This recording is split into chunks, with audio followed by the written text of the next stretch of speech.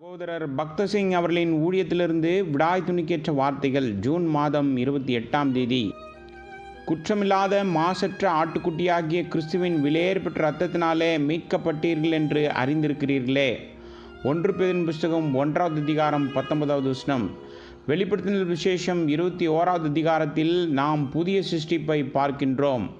பழைய காரியங்கள் முழுவதும் கடந்து போய்விட்டது. மேலும் பரலோக ஜெருசலேம் ஆட்டுக்குட்டியானவரின் மணவாட்டியாக வெளிவருகிறதை நாம் பார்க்கிறோம்.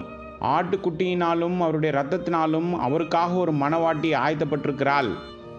ஆட்டுக்குட்டியானவரின் ஜீவ புஸ்தகத்தில் பெயர் எழுதப்பட்டவர்களும் ஆட்டுக்குட்டியானவரின் வெளிச்சத்தில் நடப்பவர்களும் ஆட்டுக்குட்டியானவரை அஸ்திபாரமாக வைத்து கொண்டவர்களுக்கு மட்டுமே சொந்தமானது இந்த நகரம். புதிய சிருஷ்டிப்பின் முழு ஆயத்தமும் ஆட்டுக்குட்டியானவரால் மட்டுமே என்பதுதான் கருப்பொருள். கர்த்தருடைய ஜீவன் அவருடைய இரத்தத்தில் இருக்கிறது. அந்த இரத்தத்தினால் மட்டுமே நாம் சுத்திகரிக்கப்பட்டு கழுவப்பட்டு சுத்தமாக்கப்பட்டோம். இதனால்தான் கேருபீன்கள் எப்போதும் கிருபாசனத்தில் இரத்தத்தை பார்க்கிறது. யாத்ராமத்தின் புஸ்தகம் 25வது அதிகாரம் 18லிருந்து 21வது வசனம் வரை பேழையை பற்றி நாம் வாசிக்கின்றோம். தேவனுடைய பெட்டி கர்த்தராகிய இயேசு கிறிஸ்துவின் மாதிரியாகும். கர்த்தராகிய இயேசு கிறிஸ்து நம்மை போன்ற ஒரு மனிதனாக வந்தார். அது சாதாரண சீத்தி மரத்தினால் ஆனது. தேக்கு மரத்தினாலோ ரோஸ் மரத்தினாலோ ஆனதல்ல. சீத்தி மரம் உலகின் ஒவ்வொரு பகுதியிலும் காணப்படுகிறது.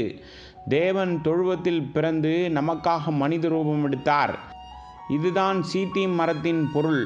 பேழை உள்ளேயும் வெளியேயும் பொன்னினால் மூடப்பட்டிருந்தது என்று நாம் வாசிக்கின்றோம். தேவனுக்கு மனித உருவம் இருந்தாலும் அவர் பரிபூர்ணமான தேவன்.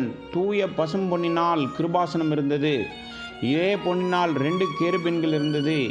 கர்த்தராகிய இயேசு கிறிஸ்துவின் அதே ஜீவன் அவருடைய ஜனங்களுக்கும் கொடுக்கப்பட்டிருக்கிறது என்று இவைகள் நமக்கு சொல்கிறது. இந்த 2 கேருபீன்களும் சபையை குறித்து பேசுகிறது.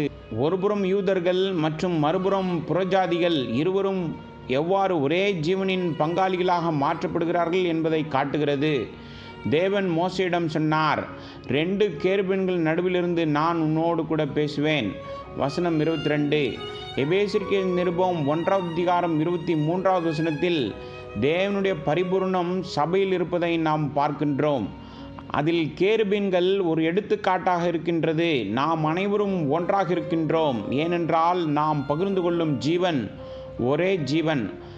இரத்தம் தெளிக்கப்பட்ட கிருபாசனத்தை கேருபீன்கள் முகங்கள் தொடர்ந்து பார்த்தது.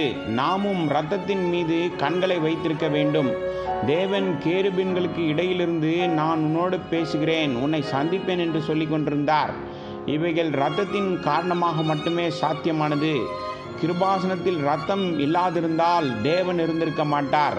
இரத்தம் தெளிக்கப்பட்ட இடத்தில் மட்டுமே தேவனோடு தொடர்பு கொள்ள முடியும். அப்பொழுது தேவனுடைய மகிமை இறங்கி கேருபீன்களுக்கு நடுவிலிருந்து பேசினார்.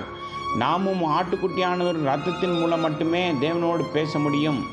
தேவனுடைய நித்திய சிந்தனைகள் அனைத்தும் ஆட்டுக்குட்டியானவரால் மட்டுமே வெளிப்படுத்தப்படும்.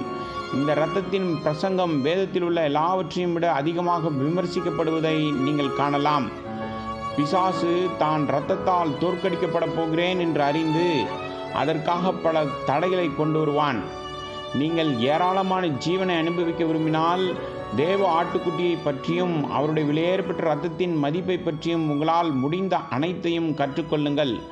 அப்பொழுதுதான் புதிய சிருஷ்டிப்பின் அர்த்தத்தையும் அந்த சிருஷ்டிப்பில் தேவன் உங்களுக்காக வைத்திருக்கும் பகுதியையும் மணவாட்டியாக ஆட்டுக்குட்டியானவரின் மணவாட்டியாக நீங்கள் எல்லாவற்றையும் புரிந்து கொள்வீர்கள். ஆட்டுக்குட்டியானவர் தனது மணவாட்டிக்கு ஆட்டுக்குட்டியானவரின் மணவாட்டி என்று தனது சொந்த நாமத்தை கொடுத்தார்.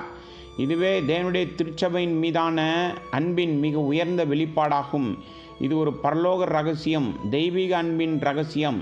தேவனுடைய ஜீவனை முழுமையாக பகிர்ந்து கொள்வது மற்றும் அவருடைய புதிய சிருஷ்டிப்பில் ஒரு பகுதியாக மாறுவதும் அவருடைய முகத்தை பார்த்து அவருடைய மகிமையை பகிர்ந்து கொள்வதும் ஒரு மிகச்சிறந்த பாக்கியமாகும்.